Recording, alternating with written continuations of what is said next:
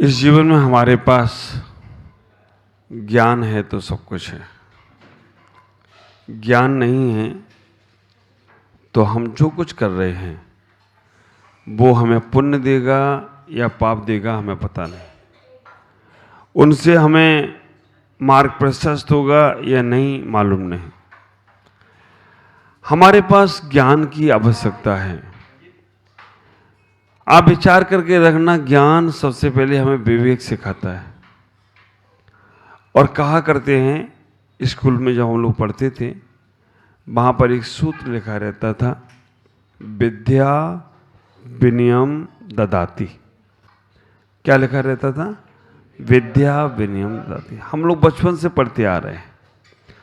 आप विचार करके रखना, जब विद्या तुम्हारे पास आएगी तो आप विनयवान बनेंगे ही बनेंगे।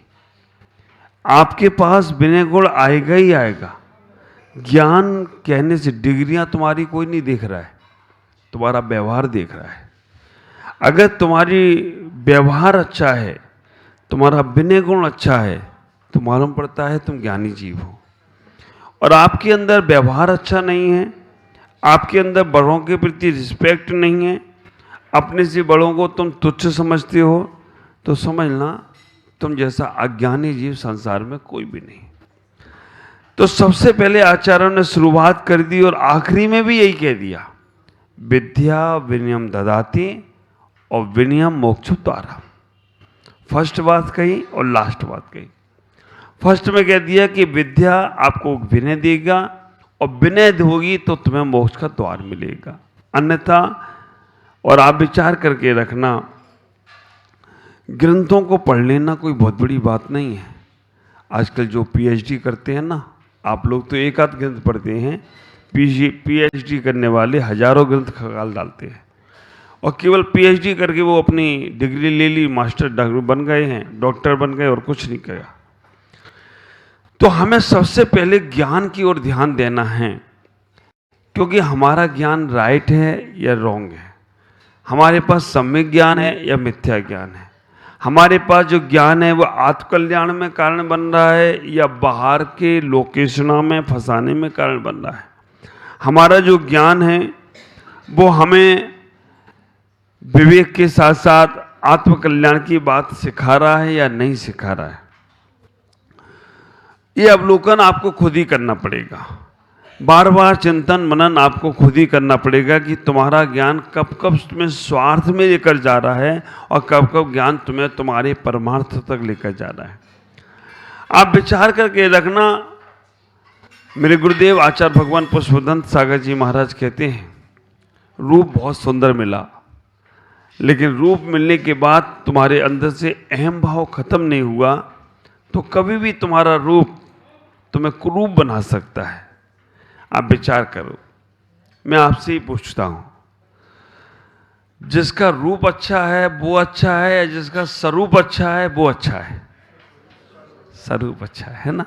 आप विचार करके रखना, रूप अच्छा है वो अच्छा हो या ना हो मालूम नहीं, लेकिन जिसका स्वरूप अच्छा है वो जगत में सबसे अच्छा व्यक्ति।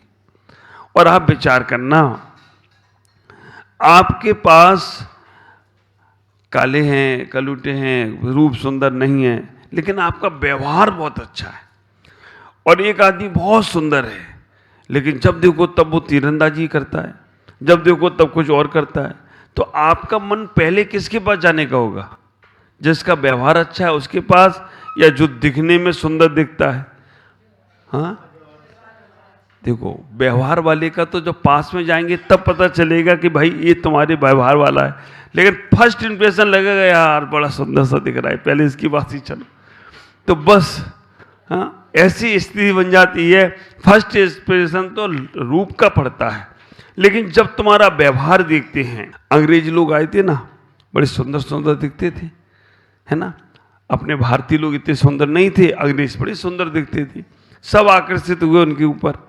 अरे अंग्रेज घोड़े नारे आ रहे हैं, ये मैम गोरी नारी आ रही है। आगे आगे क्या हुआ? उन लोगों ने हम लोगों को गुलाम बना लिया, क्योंकि हम सुंदरता में चले गए, हम स्वरूप में नहीं गए। आप विचार करके रखना, आपको अगर कोई श्रीमती कहे तो आपको कैसा लगेगा? और मैडम कहे तो अच्छा लगता है। श्रीमती और मैडम में अंदर समझते हो? हाँ, श्रीमती में लक्ष्मी भी है और सरस्वती भी है। श्री माने क्या? लक्ष्मी। मती माने क्या? सरस्वती। श्री में लक्ष्मी भी है और मति माने बुद्धि, बुद्धि मतलब सरस्वती। तो आपको सरस्वती का भी दर्जा दिया गया और लक्ष्मी का भी दर्जा दिया गया। इतना अच्छा शब्द है। लेकिन मैडम, विदेशों में मालूम मैडम किससे बोलते हैं? अभी बताएंगे तो अच्छा नहीं लगेगा। जो नहीं बोलूंगी, नहीं बोलूं।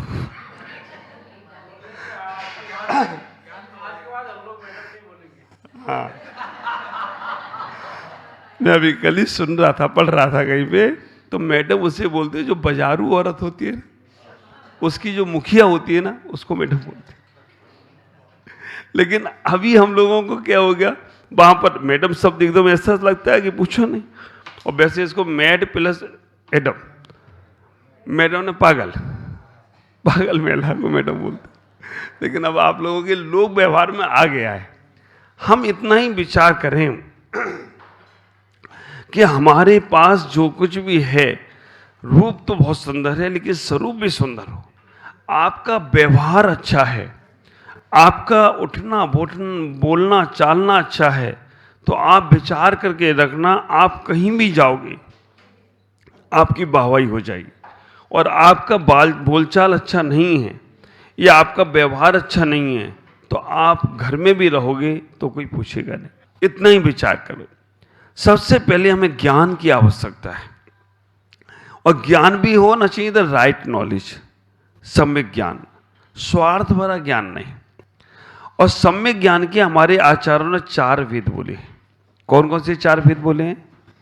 प्रथमान योग, करणान योग, चरणान योग और द्रव्यान योग। प्रथमान योग के माध्यम से आचार्यों ने कहा है कि आप अपने जीवन में प्रथमान योग जैसे ज्ञान को समझने का प्रयास करो। ख्याल करना, 2 चीजें हैं। स्वाध्याय ज्ञान कैसे होना चाहिए? 2 चीजें हैं, एक दर्पण है और एक टॉर्च है। दर्पण की तरह स्वाध्याय होना चाहिए या टॉर्च की तरह होना चाहिए? दर्पण में हम खुद अपने आप को निहारते हैं, देखते हैं, और टॉर्च से हम हमेशा दूसरों को देखते हैं। तो अब बताओ, स्वाध्याय दर्पण की तरह होना चाहिए या टॉर्च की तरह? इतना ज्ञान आ गया? तो आप विचार करके रखना, दर्पण की तरह स्वाध्याय होना चाहिए। हमें अपने आप को निहारना है, और जहां आप पंक्तियां पढ़ते हुए, जहां पूजा करते हुए आपको ये अवलोकन आने लग जाए कि ये हम अपने लिए कर रहे हैं, वहां हमें मान सम्मान की चाह ही नहीं होगी। वहां मेरे कोई ज्ञान की प्रशंसा करे तो हमें बेचार ही नहीं आएगा। जहां अपने लिए कर रहे हैं, हमें अपने आप को प्रभावित करना। आप विचार करके रखना, हमें अपने आप को प्रभावित करना है। हम अपने आप में तो खाली खोखला और दूसरों को प्रभावित करें। अपने आप, जो व्यक्ति अपने आप को अपने आप नजर से अच्छा नहीं देख सकता, वो दुनिया में कभी किसी की नजर में अच्छा नहीं हो सकता। आप विचार करके रखना, जिसने अपनी दृष्टि को ही अच्छा नहीं बनाया, अपने लिए अच्छा सोच नहीं है। हमारे आचार्यों ने कहा है नियम सार आदि प्रवचन सार आदि ग्रंथों में, जो जानता है द्रव्य गुण पर्याय से अरिहंतों को, वो जानता है द्रव्य गुण पर्याय से निज आत्मा को। तो हमें इतना ही विचार करना है कि हम उन अरिहंतों को, स्वरूपों को जानना है तो अपने स्वरूप को जानने का प्रयास करो। जो अपने रूप से स्वरूप में चला जाता है वो एक दिन सिद्धत की यात्रा पर निकल जाता है। तो हम इतना ही ख्याल करें, हम अपने आप को इतना पावरफुल बना लें, अपने आप को इतना समझदार बना लें, अपने आप को इतना बना लें कि दूसरे की प्रशंसा और दूसरे की निंदा हमें छू ही ना पाए, टच भी ना कर पाए, स्पर्श भी ना कर पाए। क्योंकि अभी हम इतने कमजोर व्यक्ति हैं, किसी ने बोल दिया तुम बहुत अच्छे हो तो हम फूल के कुप्पा हो जाते हैं, और किसी के ना अकल ना धकल चले आते हो सुबह सुबह से मुंह उठाकर, हैं थोड़ी बहुत तो बुद्धि लगाओ, बस उतने में तुम फूल के कुप्पा हो जाते। आप विचार करके रखना, तुमने कोई भजन गाया और कह दिया क्या वाह क्या कंठ है तुम्हारा, ऐसा लगता है कि हमें तो वर्ल्ड कप मिल गया है। और भजन गाया और किसी ने हाँ कुछ भी नहीं बोला तो ऐसा लगता है पप्पू है कि यार क्या है, मैं इतनी मेहनत कर रहा हूँ, एक बार भी नहीं बोला इसने कि यार बहुत अच्छा खाए। तो आप विचार करो, हम अपनी कठपुतली बन गई। हमें किसी ने अच्छा कह दिया तो हम अच्छे, हमने अपना रिमोट कंट्रोल सबको दे रखा है। टीवी का रिमोट कंट्रोल तो एक के पास रहता है, सब पे था तो गड़बड़ हो जाती। और हमारा रिमोट कंट्रोल संसार में जितने लोग हैं सबके पास है। वो जब चाहे तब तुम्हें उठा देंगे और जब चाहे तब तुम्हें, क्योंकि हमने दे रखा है उनको। तो अपना रिमोट कंट्रोल अपने पास रखो। तुम्हारा रिमोट कंट्रोल क्या है कि संसार क्षणभंगुर है। जो आज तुम्हारे लिए ताली बजा रहा है कल वो तुम्हारे लिए गाली भी दे सकता है। तुम्हारा पुण्य होगा तो सब ताली बजाएंगे, और पाप का उदय आया तो ताली बनाए जाने वाला ही गाली भी दे सकता है। इसलिए ज्यादा फूलो मत और ज्यादा कूलो मत। ये ज्ञान से मालूम पड़ेगा। हमारा ज्ञान दर्पण की तरह है। देखो दर्पण कितनी अच्छी चीज है। दर्पण में स्वागत सबका है लेकिन संग्रह किसी का नहीं है। तो ऐसा ही हमारा जीवन होना, स्वागत सबका, संग्रह किसी का नहीं। जो आया उसका वेलकम, जो हमारे जीवन में कल्याण में कार्य बनना उसका स्वागत है। तो आप अपने जीवन में ऐसा ही ज्ञान को अर्जन करें, क्योंकि ज्ञान तुम्हारे जीवन में सब कुछ दे सकता है। और आप विचार करके रखना, सम्यक ज्ञान हो जाएगा उसी वक्त हमें कोई भी बाहर की वस्तु प्रभावित नहीं कर पाएगी। देखो ज्ञान से कैसे क्या होता है, छोटा सा एक एग्जांपल दे रहा हूं। बहुत अच्छा तुम्हारा व्यापार बिजनेस चल रहा है और वो बिल्डिंग आपको बेचना है। आपको वो बिल्डिंग बेचना है लेकिन नहीं बिक रही है। आपके मन में विकल्प चलता रहता है कि बिल्डिंग मेरी बिक जाए, मेरी बिक जाए, मेरी बिक जाए। और आपके बेटे ने आके कहा कि पिताजी वो बिल्डिंग बिक गई है, रजिस्टर उसका जो कुछ भी होता है बैनामा वगैरह सब हो गया है, फाइनल है। आप विचार करना, वो बिल्डिंग बेचने की आपको जैसी पता चलती है तो खुशी होती है कि चलो यार एक काम तो अच्छे से हो गया। अब उस बिल्डिंग में आग लग गई, धू धू करके जलने लगा। आपको तकलीफ होगी क्या कि भाई बिक गई, बैनामा हो गया है, अब तो उसका ही माल है।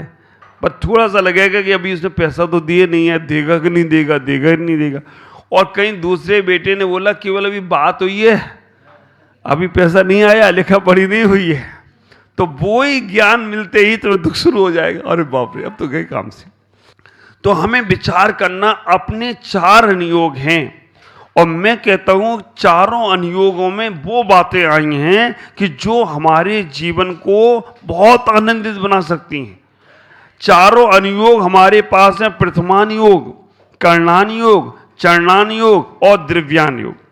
चारों अनुयोगों को मैंने बहुत सरल शब्दों में कहा, दिया, लिया, पिया, जिया, हो गए 4 अनुयोग।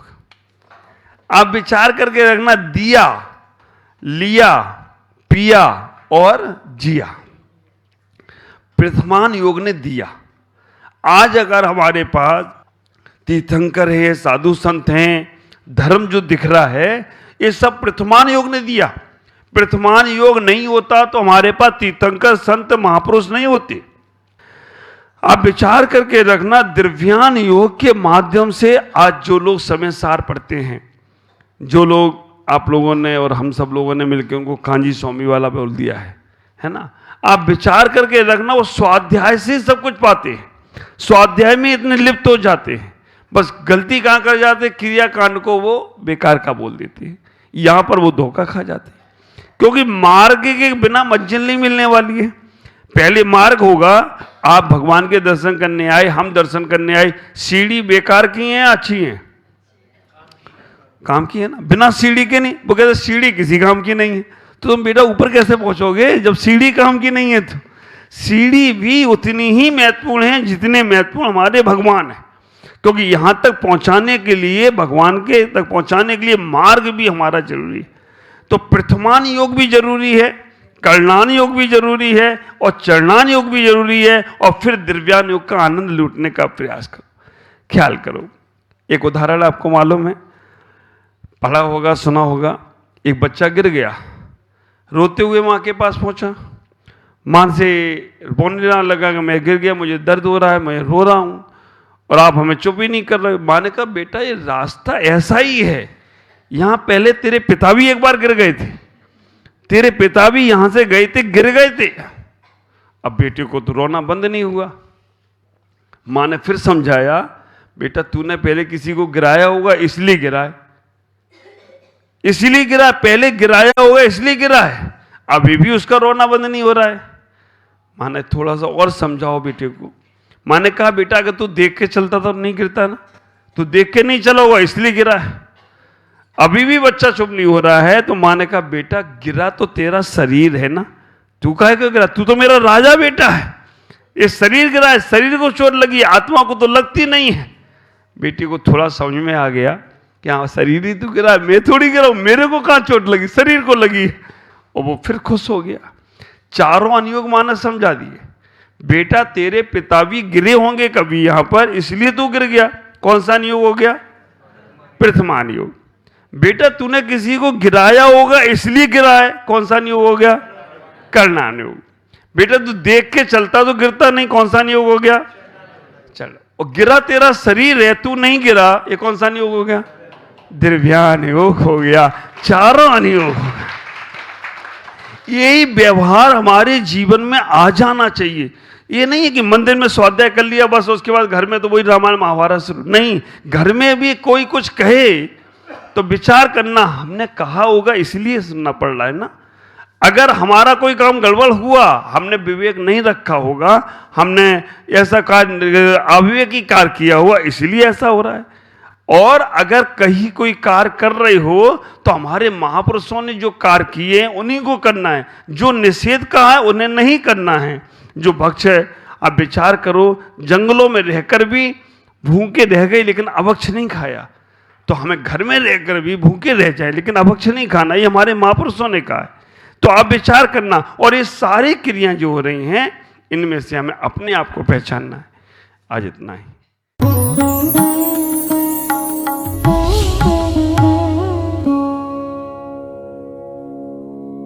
ज्ञान एवं संस्कार का अद्वितीय संगम, मुनि प्रमुख सागर जैन पब्लिक स्कूल उत्तर प्रदेश प्रांत के जिला इटावा की पुण्य भूमि कुनेरा में परम पूज्य पुष्पगिरी तीर्थ प्रणेता आचार्य श्री 108 पुष्पदंत सागर जी महाराज के मंगल आशीर्वाद एवं परम पूज्य भारत गौरव आचार्य श्री 108 प्रमुख सागर जी महाराज की पावन प्रेरणा से स्थापित मुनि प्रमुख सागर जैन पब्लिक स्कूल, जहां भावी पीढ़ी को न केवल लौकिक शिक्षा प्रदान की जा रही है बल्कि भारतीय संस्कृति और उत्तम संस्कार भी प्रदान किए जा रहे हैं। यही शिक्षा समाज में जागरूकता, नैतिकता और समता का भाव जागृत कर रही है, तो वहीं ये संस्थान भविष्य का मार्गदर्शक बनकर एक सशक्त समाज के निर्माण में सहायक सिद्ध हो रहा है। इसके अलावा कक्षा 8वीं तक की शिक्षा प्रदान करने वाले इस स्कूल में पूज्य गुरुवर की अनुमति से अब कक्षा 12वीं तक के विद्यार्थी भी लाभान्वित हो सकेंगे।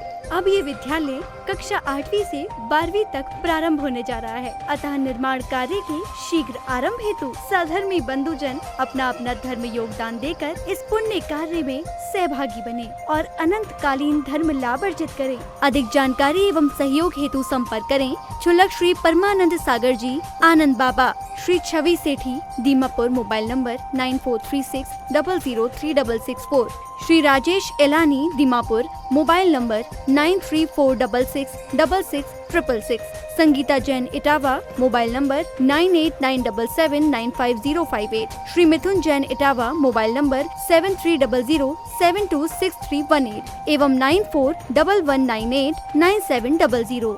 बैंक डिटेल्स, बैंक का नाम बंधन बैंक, खाता संख्या 1022000048325668, IFSC कोड BDBL 002101, खाता नाम श्री दिगंबर जैन आचार्य प्रमुख सागर सेवा ट्रस्ट।